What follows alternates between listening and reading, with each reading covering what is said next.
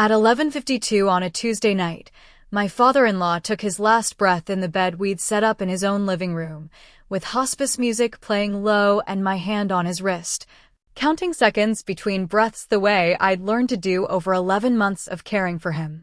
By 1:40 a.m., my stepson had a locksmith's van in the driveway. I want you to sit with the gap between those two times. Everett Calloway was still warm. The hospice nurse hadn't even finished her paperwork. And Tyler Walt's son, 29 years old, a man who'd visited his dying grandfather exactly 4 times in 11 months, stood in the doorway of a house he did not own and told me I had 1 hour to pack what was actually mine. "You're not blood," he said. "This house goes back to the family now." I didn't argue. I picked up my coat, my toothbrush, and the framed photo of Everett and me at his 80th birthday, and I walked out to my car in the cold, and I let the locksmith finish his work behind me. Now let me show you the same front door, 7 hours later. 8:47 the next morning. Tyler stands on that same porch with a cup of gas station coffee, keys in hand, the new keys, cut fresh at 2 a.m., ready to let himself back in and start deciding what to do with his grandfather's things. The key doesn't turn. He tries the new lock again. Nothing.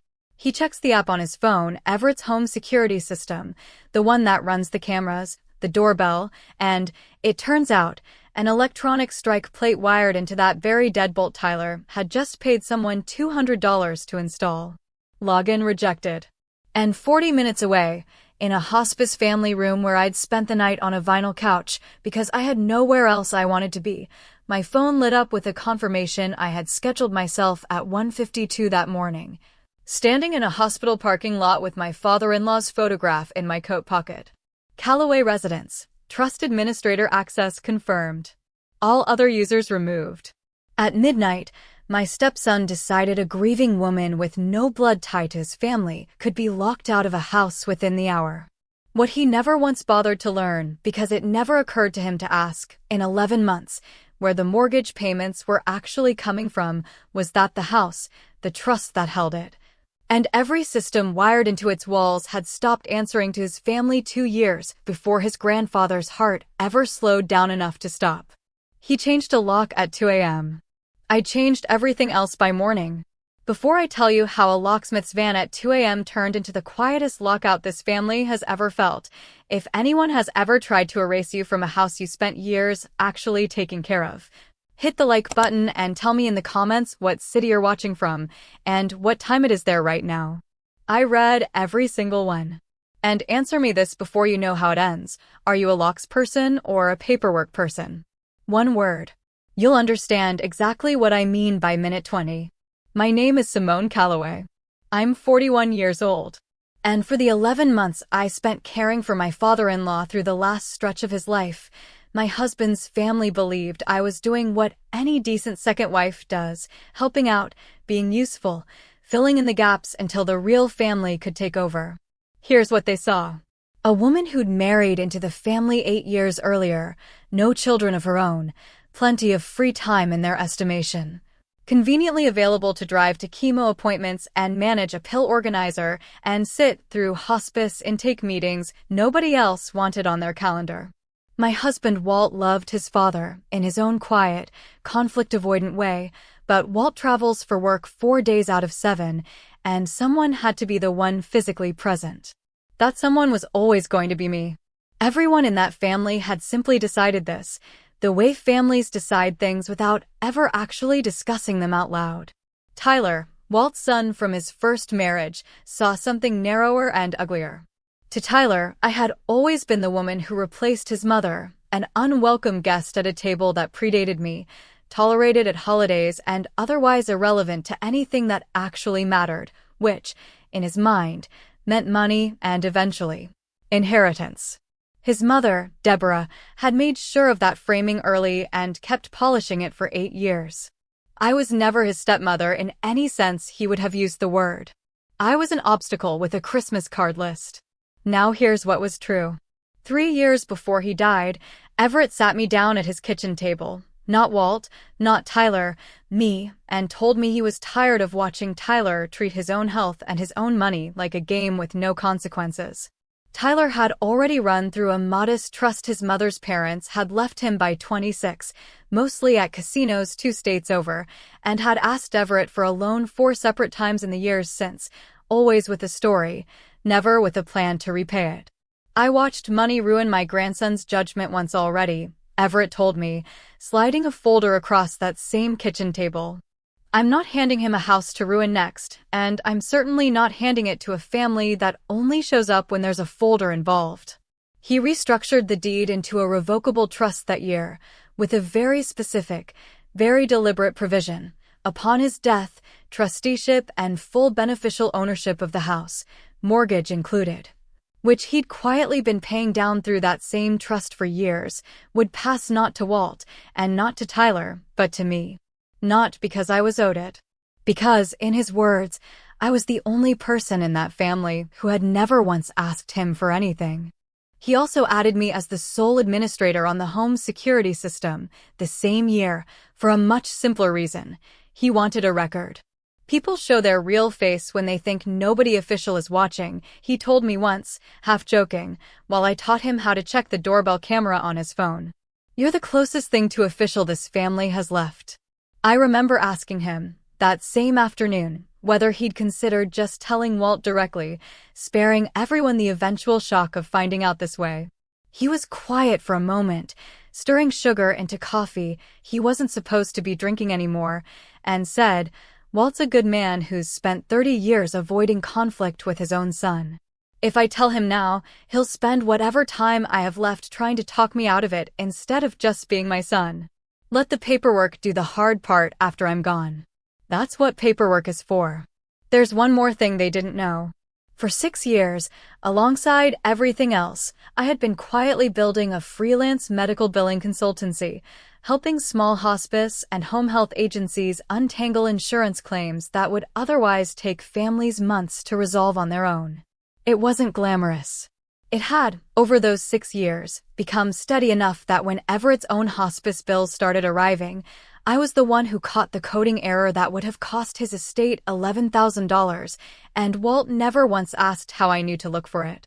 So when I tell you what happened at 11:52 that Tuesday night, understand exactly what Tyler believed he was locking out, a stepmother with no blood claim and nowhere else to be.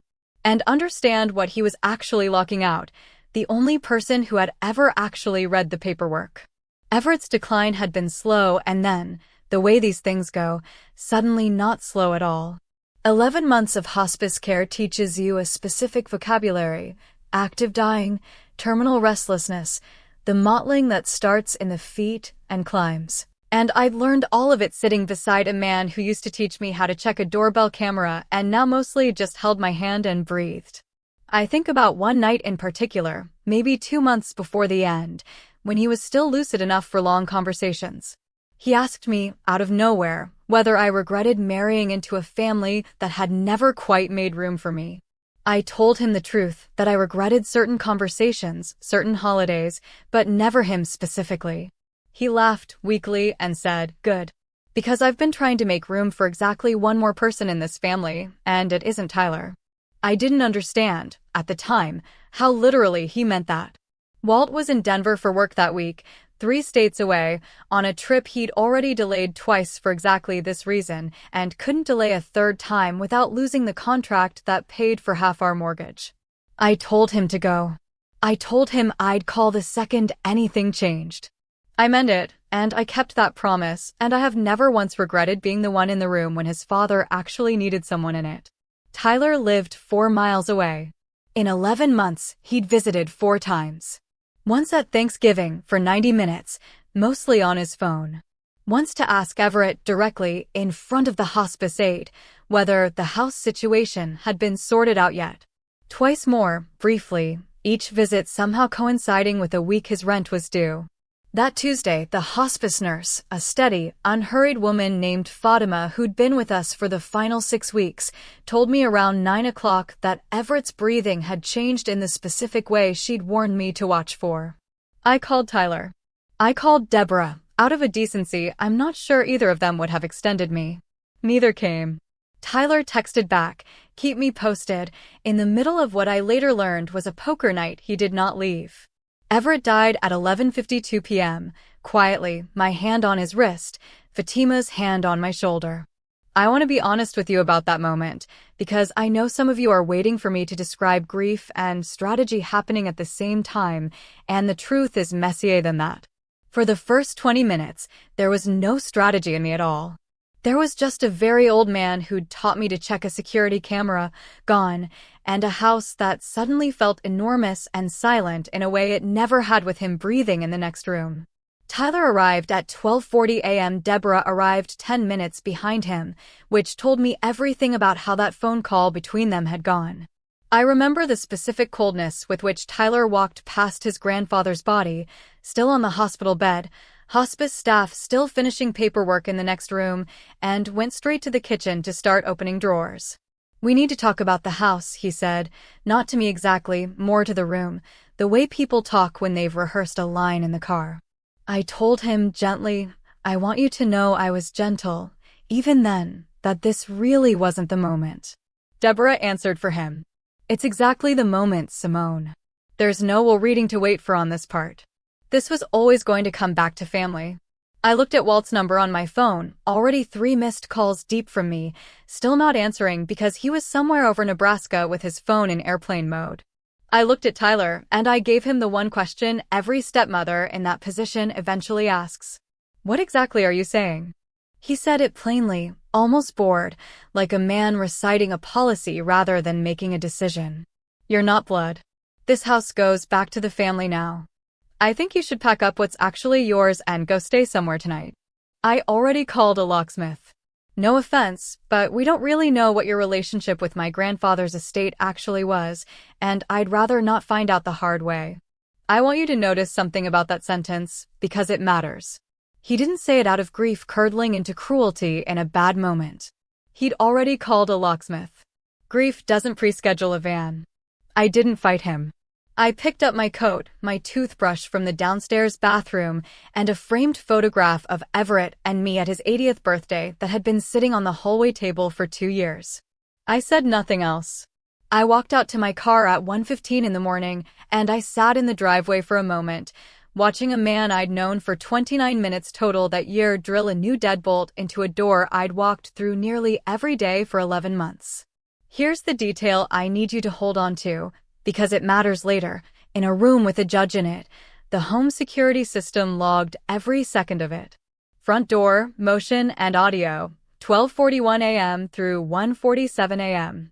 Every word Tyler and Deborah said in that kitchen, with the body still warm in the next room, recorded itself onto a cloud account that had never, not for one single day, belonged to either of them.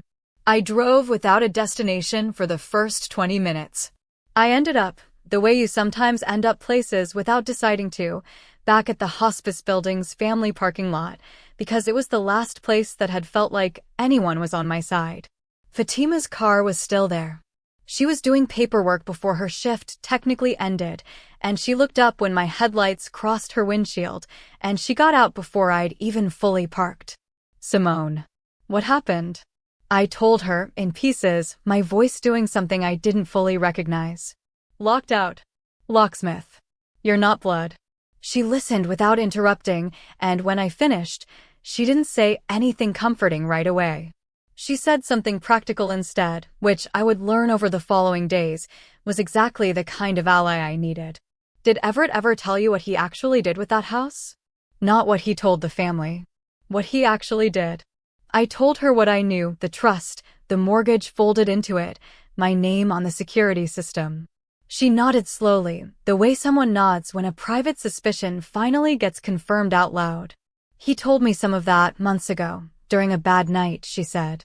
"He made me promise not to say anything unless it mattered.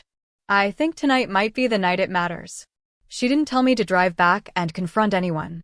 She told me the opposite of everything my exhausted body wanted to do. "Don't call Walt with the whole story tonight," she said. "Don't post anything. Don't explain yourself to Tyler or Deborah again. A man who has a locksmith's number ready at midnight isn't reacting to grief, he's executing something he's been sitting on. And people who execute plans always assume they're the only ones with one. She let me sleep on the vinyl couch in the family room down the hall from where Everett had spent his last weeks, because I genuinely did not want to be alone in a hotel room that night. And because some part of me needed to stay close to the last place that had felt like his. Around 1:50 in the morning, sitting in that quiet room with his photograph still in my coat pocket, I let myself cry. Once. Hard, silent, the kind where you press your sleeve against your own mouth so the sound doesn't travel down the hallway. I gave it about 10 minutes. It felt, strangely, like the correct amount. Then I wiped my face, opened my laptop, and pulled up the one thing I actually had full control of that night. I want to walk you through exactly what I did at 1:52 that morning, because people imagine a moment like this as dramatic. It wasn't. It was a login screen and a checkbox interface in a hospice family room, with a photograph propped against a box of tissues. The security system Everett had set up ran 3 layers deep into that house, the cameras and doorbell, obviously, but also a smart deadbolt on the front door, wired years earlier when Everett's hands had started shaking too much to manage a traditional key, and a secondary electronic strike plate that any newly cut physical key still had to pass through to actually release the door. Tyler's locksmith had rekeyed the visible cylinder. He had no idea the deadbolt itself answered to an app, and that the app answered to exactly one administrator. Me. I didn't revoke anything at 1:52. I scheduled it. Because there was one thing I wanted more than an empty house that night. A clean, undeniable record of my stepson trying to walk back into a house he had no legal claim to, using a key he'd paid for in cash at 2 in the morning. On the same day his grandfather's body hadn't yet left the property. Effective 6 a.m., all non-administrator access revoked. Deadbolt strike plate disengaged from any external key. Doorbell and interior motion cameras set to record continuously, audio on, alerts routed directly to my phone. At 8:47 that same morning, Tyler walked up to that porch with a gas station coffee in one hand and his brand new key in the other, still riding whatever confidence had gotten him through calling a locksmith over his grandfather's body. He put the key in the lock. It turned, the way a rekeyed cylinder does. The door did not open. He tried again. Same result. He checked his phone, found the security app, the one he'd never once opened in 8 years, because why would he? It had never occurred to Tyler that a house came with software, and got a login screen requesting credentials he had never been issued. 8:52 a.m. He calls the locksmith back. I have that call, too, eventually, because Deborah made the profound mistake of putting it on speakerphone in front of a security camera mounted directly above the porch. The locksmith, to his enormous credit, explains that he only rekeyed the exterior cylinder as requested. The electronic strike system is a separate, integrated unit he wasn't asked to touch and, frankly, wouldn't know how to override even if he had been. 9:14 a.m. Deborah arrives, tries her own decades-old memory of an alarm code that stopped working the day I revoked it, and stands on that porch in the cold with the specific fury of a woman watching a system say no to her for the first time in her adult life. 9:30 a.m. Tyler calls Walt, finally, for hours after his father's plane landed and 40 missed calls too late to control the story. I know what was said in that call only because Walt told me himself, later, once he'd had time to actually sit with it. Tyler told his father I'd changed everything overnight and was keeping them out of Dad's house, no mention whatsoever of the locksmith.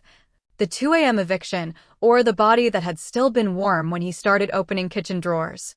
Walt called me at 9:41. I answered on the second ring. I told him the truth, calmly, in order, the way I'd tell a client their claim had been coded wrong. Everett died at 11:52. Tyler had a locksmith there by 1:40. I left when I was told to leave. Nothing about that house has been mine to give away or take back. It belongs to a trust his father set up 3 years ago, and I'm simply the person the trust names to hold the door. There was a long silence on the line. Then Walt said something I've held on to since. I need to see the paperwork. Not because I don't believe you. Because I need my son to see it from someone who isn't me. I told him I'd have it to him by that evening. I meant it. But I need to stop the quiet relief right here, because 2 days later, something happened that had nothing to do with the house at all. Everett's remaining hospice balance, The final week of in-home nursing, the equipment rental, a handful of medication charges that hadn't yet been reconciled against his insurance, sat, as these things do, in a modest but real limbo while the estate settled. It's normal. Hospice billing offices deal with this constantly. What isn't normal is what happened when the billing coordinator called the number on file to confirm the estate's point of contact.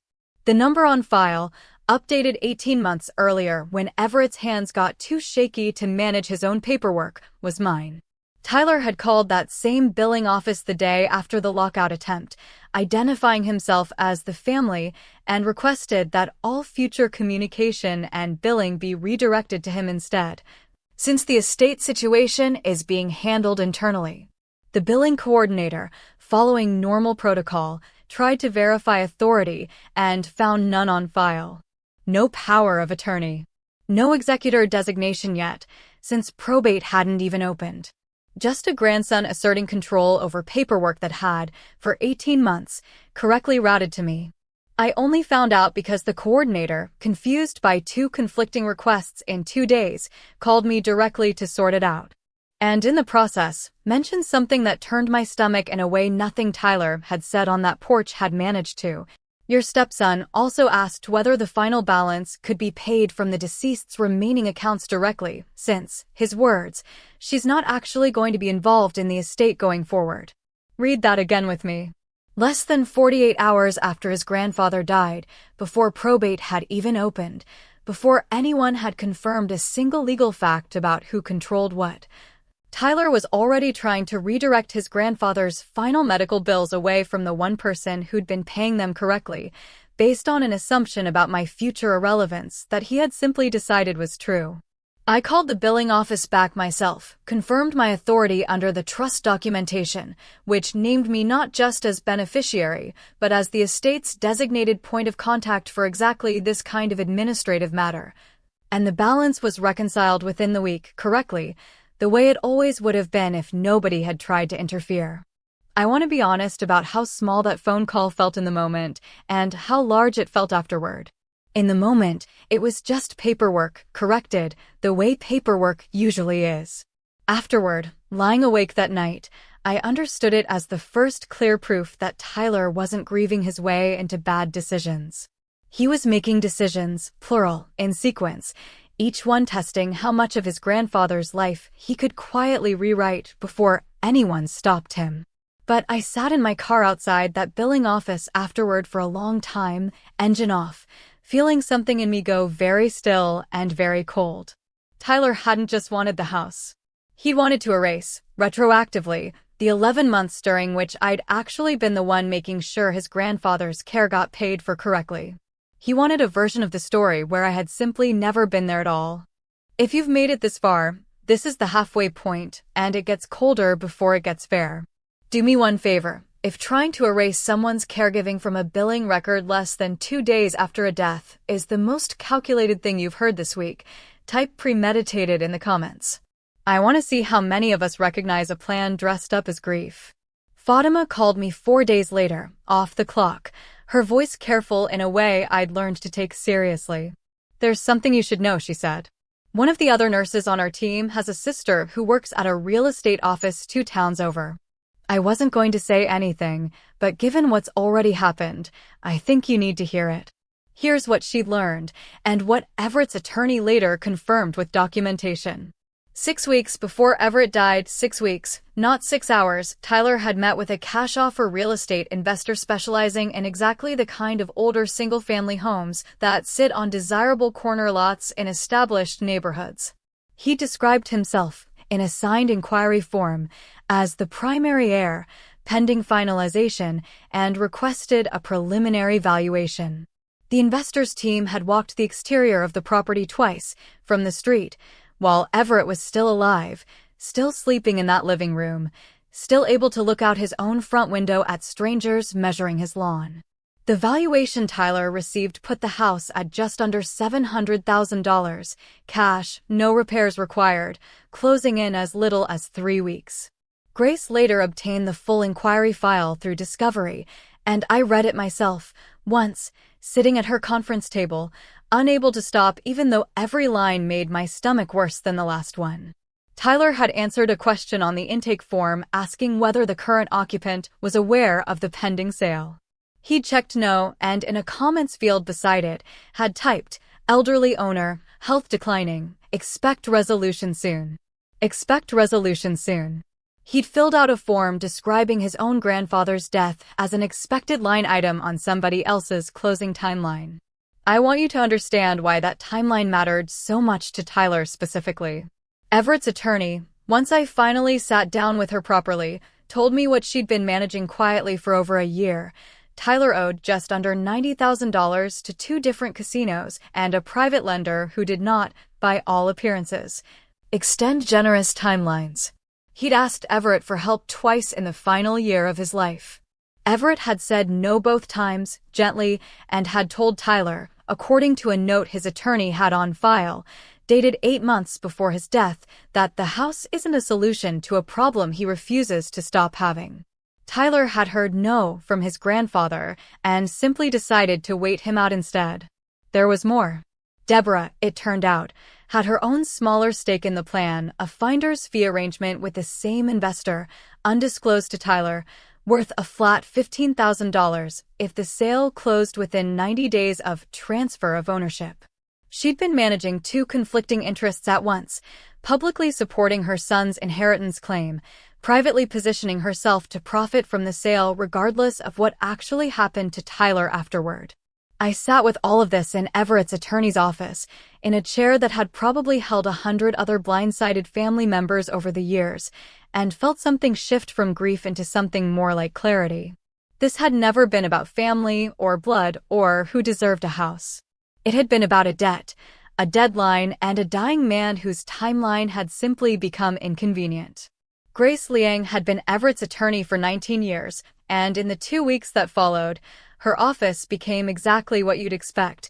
2 laptops, a legal pad covered in her small, deliberate handwriting, and a growing accordion folder labeled, without any irony either of U.S. intended, estate, documented.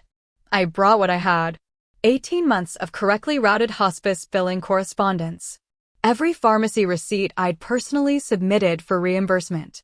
The full home security archive, still quietly syncing to an account that had never once belonged to anyone but me, going back 2 years.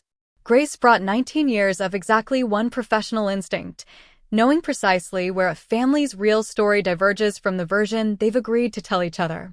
She worked through the archive methodically, cross-referencing dates against Everett's medical records, occasionally pausing to read something twice before moving on to the next folder.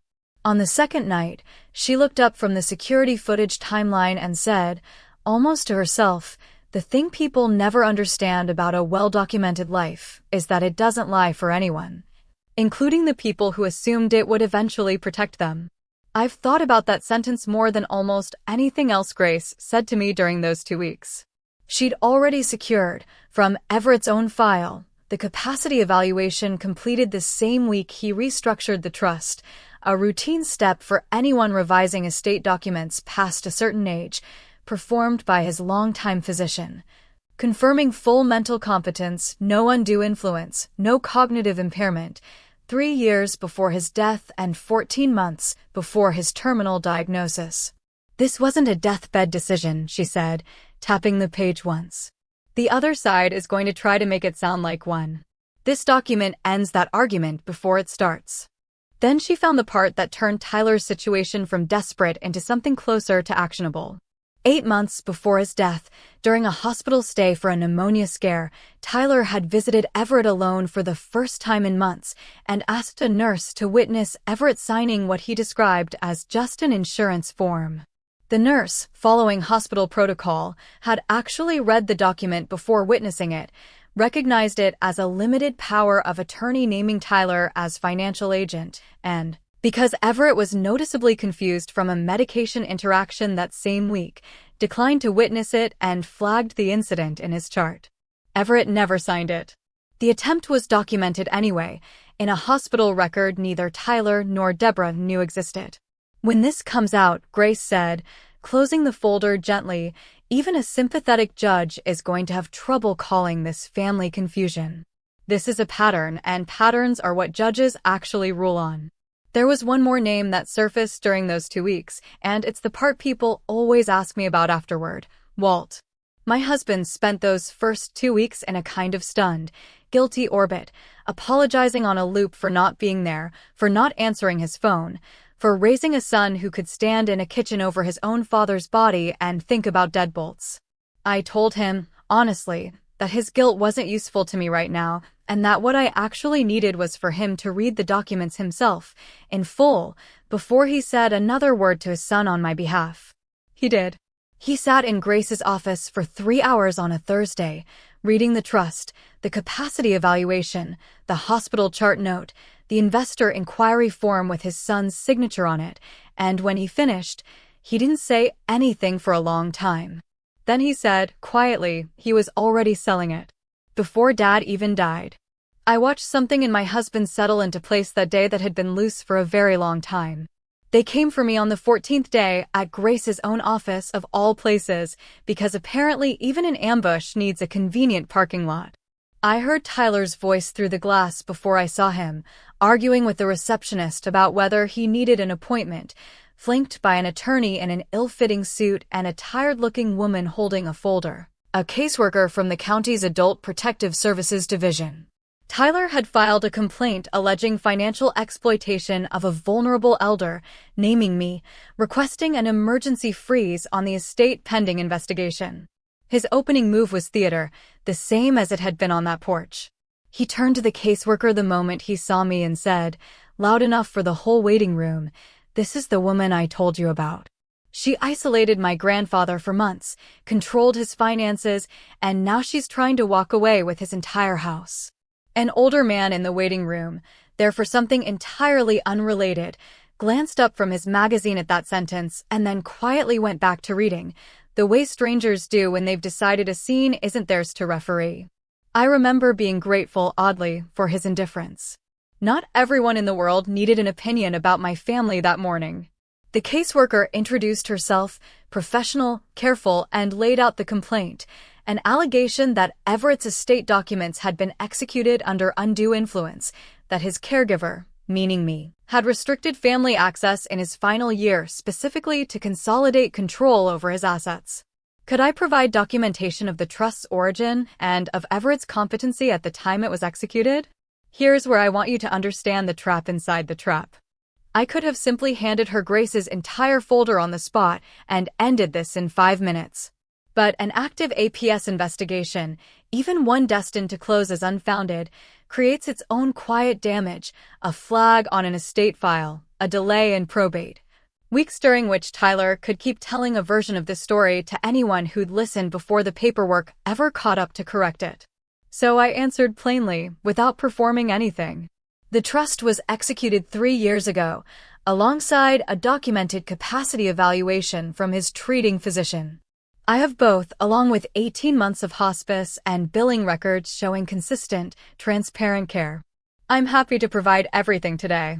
Tyler's attorney tried to interject, framing the timeline as suspicious on its face. The caseworker held up a hand, the universal gesture of someone who has clearly navigated 100 family disputes wearing the costume of elder abuse, and said the sentence that ended Tyler's mourning on the spot. If there's a properly executed trust with a contemporaneous capacity evaluation, and the caregiving relationship is this well documented, there's very little here that meets our threshold for further action. I'll review everything, but I want to be direct with you both. This looks, on its face, like a family dispute wearing our department's paperwork. Tyler's face did something I had genuinely never seen it do before, a kind of public arithmetic, recalculating in real time exactly how badly this had gone. He caught me in the parking lot afterward, his attorney already halfway to his own car. This is close to the last real conversation I've had with my stepson, so I'll give it to you as close to word for word as I can. He pressed a folded check into my coat pocket, the way you'd hand someone something you were faintly ashamed to be seen handing over. $12,000. Take this, he said, quiet, almost reasonable, the voice he probably used at poker tables to sound like a man in control. Sign something saying you won't contest anything further. Walk away clean. You clearly don't need the house that badly if you're this calm about all of it. Take it, and we can all stop doing this. I looked at that check for a long moment. Then I did the thing I'm proudest of in this entire story. I said nothing. I let my eyes go a little wet, a skill I'd apparently acquired somewhere in the last 2 weeks, and I nodded, small, like a woman considering it. I folded my hand over the check the way you'd fold your hand over something you were relieved to finally be offered. Then I got in my car, photographed the check front and back next to that morning's dated newspaper, and drove straight to Grace's office to add it to the folder. He thought he was buying my silence. He was funding his own exhibit list. Tyler, honey, hold that thought until the hearing. The probate hearing was scheduled for a Thursday morning, in a courtroom that smelled the way every probate courtroom apparently smells: old carpet and older paper. Tyler had filed to contest the trust, alleging undue influence and diminished capacity, asking the court to void the 2021 restructuring entirely and revert the estate to intestate succession, a legal phrase that, translated, simply meant split it between Walt and Tyler, cutting me out completely. They arrived looking, for the first time in this entire story, less than unified. Walt sat beside me, not beside his son. Deborah was notably absent from the gallery entirely. Grace later confirmed she'd quietly declined to testify on Tyler's behalf once her own undisclosed finder's fee arrangement had come up in discovery. Tyler's attorney went first and committed, loudly and on the record, to the story they'd built. An elderly, ailing man, isolated by a caregiver with financial motive. A devoted grandson unfairly cut out of a legacy that should have stayed in the bloodline. The centerpiece, Everett, described as vulnerable and increasingly dependent, allegedly steered toward decisions that conveniently benefited the one person positioned to benefit from them. The judge turned to me. Miss Calloway, your response. Grace stood, folder open, calm in the specific way of someone who has done this exact thing many times before and never once enjoyed it any less for the practice. Your Honor will be brief, because nearly everything you've just heard can be disproven with dates. Exhibit 1. The 2021 trust restructuring, alongside a signed capacity evaluation from the decedent's physician of 11 years, confirming full competence, no cognitive impairment, and specifically noting that the decision was discussed across 2 separate appointments, 3 weeks apart, with no other family member present or requested. This predates the decedent's terminal diagnosis by 14 months, Your Honor. It is not, by any reasonable definition, a deathbed decision. Exhibit 2. 18 months of hospice and billing correspondence, all correctly routed through the respondent, demonstrating consistent, transparent, well-documented caregiving, not isolation. Exhibit 3. The real estate investor's signed inquiry form, dated 6 weeks before the decedent's death, in which the petitioner identified himself as primary heir, pending finalization, and requested a cash valuation on a property he did not, at that time, or at any time since, actually own. Petitioner was actively pursuing the sale of this property, Your Honor, weeks before the man who owned it had died. Exhibit 4.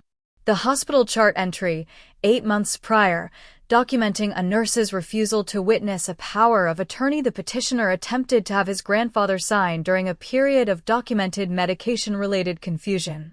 The judge read this one silently first, then aloud, slowly, for the court reporter. The room went very still. Exhibit 5. The Home Security Archive, timestamped and continuous, from 12:41 a.m. the night of the decedent's death, the petitioner's own voice, recorded, saying, "You're not blood, this house goes back to the family now," while his grandfather's body remained in the next room. Grace let that clip play in full. Nobody in the gallery moved. Walt, beside me, kept his eyes fixed on the table the entire time, and I watched his jaw work through something I don't think he'd fully let himself feel until he heard his son's voice say those words out loud, in a courtroom, with a judge listening. Exhibit 6. The billing office's contact log, showing the petitioner's attempt, less than 48 hours after the death, to redirect his grandfather's medical billing away from the respondent based on an assertion that she would not actually be involved in the estate going forward, an assertion made before probate had even opened. Exhibit 7. Deborah's undisclosed finder's fee arrangement with the same investor, obtained through discovery, worth $15,000 contingent on a sale closing within 90 days of transfer of ownership. The petitioner's own mother had an undisclosed financial stake in this exact outcome, Your Honor. Exhibit 8. The folded check, front and back, photographed beside a dated newspaper, along with the petitioner's own voice memo, recovered from a shared family cloud account Grace had subpoenaed, in which he could be heard rehearsing the exact line he later used at the porch. Petitioner attempted to purchase the respondent's silence 12 days into this dispute, Your Honor. Petitioner's attorney requested a recess. The judge declined. And then she ruled, and I've replayed her words enough times since to have them close to verbatim. I have reviewed a great many contested trusts in this courtroom, and I want to say, plainly, that this is one of the more thoroughly documented estates I've seen, not because the family anticipated a dispute, but because the decedent, quite deliberately, made sure the truth would be easy to find. The petition to void the 2021 trust is denied in full. The trust stands as executed. I am additionally referring the real estate inquiry and the undisclosed finder's fee arrangement for further review as to whether they constitute an attempt to convert estate assets prior to death. And Mr. Calloway, she looked at Tyler over her glasses, you changed the locks on a house the night your grandfather died, before his body had left the property, and you did so while already possessing a signed inquiry to sell that same house to a stranger. Whatever this family resolves privately from here, that fact will follow you. The gavel came down. Tyler caught me near the elevator, because men like Tyler always need a final scene. There was nothing left performing in his face by then, just a kind of flat, tired anger. The house, he said. Grandpa's tools are in the garage. His truck. Some of that has to be mine. 3 days of exhibits. A recorded confession at midnight over his grandfather's body. And his closing argument was a truck. I looked at him for a long moment and gave him the only line I'd prepared. Check the trust documents. They'll tell you exactly whose name has been on this house the whole time. The elevator doors closed. It has remained, to this day, the entire conversation. So here's where everyone lands. No reunion arc. No redemption speech. Just consequences, sorted the way Grace sorts everything by date and without sentiment. Tyler. The referral reached the county's financial crimes unit, and while charges were never filed, the attempted power of attorney never actually succeeded, and intent is a hard thing to prosecute cleanly. The investigation itself was enough. The investor's firm quietly withdrew all contact once the finder's fee arrangement became a matter of court record. Nobody wants their name attached to a family fraud referral, even peripherally. Tyler's debts did not disappear. As far as I know, he's still working through them on his own, for the first time in his adult life. Deborah. She and Tyler don't speak as often now. I have no particular feelings about that. It was never really my story to have feelings about. Walt. My husband and I are still married, still working through what it means that his son could stand over his own father's body and think about deadbolts before he thought about anything else. It isn't fixed. It's honest, which turned out to be a slower, more useful kind of repair than the reconciliation I used to picture for us. Fatima. She still works hospice nights, still keeps her promises to dying men who ask her to hold something quiet until it matters. We have coffee most months now at a diner 2 towns over, her choice. Grace. 2 years later, she still handles the estate's remaining administration, and there's a second name on my emergency documents now, added the week after the hearing, at my insistence, because some debts get paid forward instead of back. The house. I still live there. Walt moved in 8 months ago, slowly, carefully, at a pace that felt right for both of us. I kept Everett's chair by the living room window exactly where it always sat. Nobody sits in it. It isn't a rule I wrote down anywhere. We just know. Some evenings, checking the same doorbell camera he taught me to use 9 years ago, I still half expect to see him on the porch, back from one of his slow walks around the block, ready to tell me exactly which neighbor's dog had gotten loose again. That feeling hasn't gone away, and I've stopped waiting for it to. Grief and ownership, I've learned, share more architecture than people expect. Both of them are really just a question of who keeps showing up after everyone else assumes the story is finished.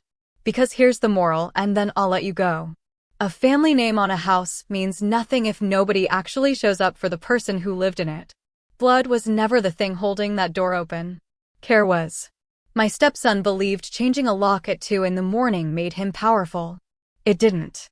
Access is just a list someone maintains, and someone is always maintaining it. Be careful who you erase from a family over a locksmith's van. Check first whose name is actually on the mortgage. I think, sometimes, about the woman I was 11 months into this, sitting in a hospice family room at 2 in the morning with a photograph in her coat pocket and no idea what was coming next. I wish I could tell her exactly how far that photograph would end up traveling, through a war room, a caseworker's office, a courtroom with her stepson's own recorded voice playing back to him. I think she'd have believed me. She'd already learned to read a room nobody else was reading. They changed my lock at 2 a.m. Their key never turned again. And every single evening since, I sit in a chair by a window that answers to no one but the people who actually stayed. So now you know what the words meant. Tell me in the comments one word. Locks, would you have cut their access the same night like I did? Or paperwork, would you have waited and let a judge do it slower? Be honest, because your answer says something about what's been done to you. If this story held you for 50 minutes, the like button is right there. Subscribe for the next one. It involves a wedding registry, a rental car with a tracking app, and a maid of honor who should have checked whose name was actually on the venue deposit. And until then, keep your own name on your own paperwork.